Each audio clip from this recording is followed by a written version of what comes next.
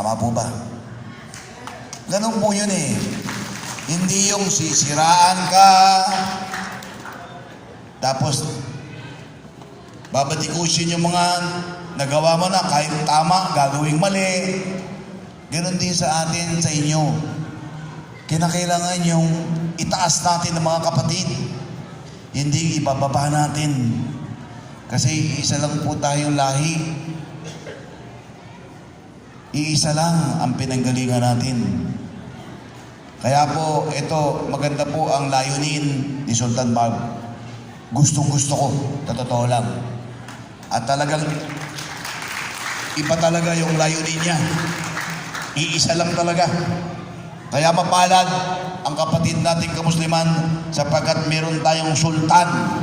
Sultan ng Pilipinas na makakaintindi, nakakaunawa, alam ang protocol ng paglilingkod at alam ang protocol ng pagkakaisa at pagmamahalan. Tama po ba? Yan po ang nararapat. Kaya ano man ang mangyari, kapatid pa rin kita.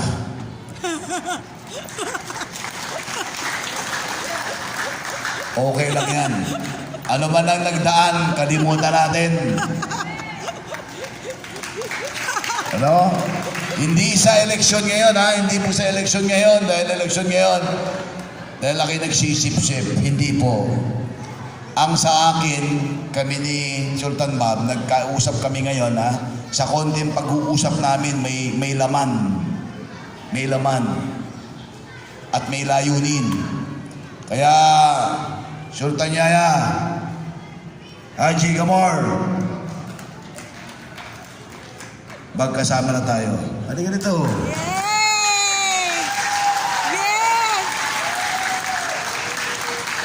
Basta sa akin, kapatid pa rin kita. Ha? Alam nyo, dati na kami magkasama nito eh. Dati na eh. Kaya lang talagang matampuhin. Balat sibuyas kasi ito eh. Oo naman, tama na yun. Tama na ha. At umasa ka. Nasa likod mo ako. Ha? Umasa ka. Sabi niya kanina, binulungan ako. Gob, paligayahin mo yung mga nandito ngayon. Yung mga kasama natin. Sabi ko, huwag kang mag-alala. Eh gusto ko sabihin sa kanya, ano kayang kaligayahan ang gusto kong mangyari? Maraming kaligayahan kasi. Tama ba? Mga kababayan, kapatid kong Muslim. Takpan niyo po yung tenga niyo, ha? Yun po yun. Sabi ko, Sultan Yaya, pinabilang ko lahat. Bibigyan namin ng grocery. Ayan, ha? Ayan po yung grocery niya para sa inyo. Basta, ito po, mga dato, bae sa Bulacan at buong delegasyon ng Sultan, palakpakan po natin silang lahat. Narito sila lahat, no? And of course, ating Vice Mayor, mga kasama natin sa paglilingkod, batiin po natin, Vice Mayor Migs Bulacan, Nabig Bautista, palakpakan po natin. Mayor Christian Natividad, Councilor Nair Sakay, nandiyan po ba? Mga tumatakbong bukal po yan. Kaya na po balang magpaspas. Papaspasan niyo yan. Council June Cruz, palapakan po natin. Tumatakbo naman council yan. Mga taga Malolos, kaya na balang magpaspas. Of course, Council Michael Aquino, tumatakbo rin po bukal yan. It's your choice. Of course, ito kasama namin ito sa Sanggunian eh. Noon at naging bukal ko po ito eh. Yun nga, kaya lang talagang nauli ng pagkakataon na naiba yung sinamahan niya, pero okay lang po yun. Hangad lang naman niya talaga maglingkod. Di po ba?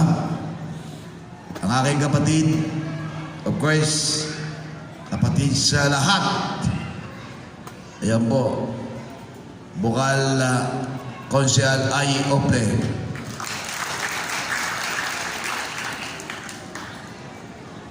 And of course, ang Damayang Pilipino Movement, palakpakan po natin. Sa katuwang po ng isang magandang binibini natin, nandyan, palakpakan po natin. Yung Damayang Pilipino Movement po ay aking in-establish noong 2008. Ano po? At ginawa nating party list para mas maraming matulungan. Ano po? Sa lalawigan ng Bulacan. Marami na po tayong natulungang mga party list, napakarami na. And I decided to put my own party list because gusto ko rin makadagdag. Kung may mga nakakatulong sa ating mga party list dito, dagdagan natin. Ano po? Para mas marami ang natutulungan, mas maganda. Di po ba? Maraming tumutulong, mas maganda. Yan po yan. Lahat ba nabati na natin? At meron pa si Konsehal Representative. Congressman, sino eh? Representative ni Congressman. Yan. Of course, si Congressman Dad Domingo, palapakan po natin. Huwag na po nating ibahin na para ng awa. Yung pa rin.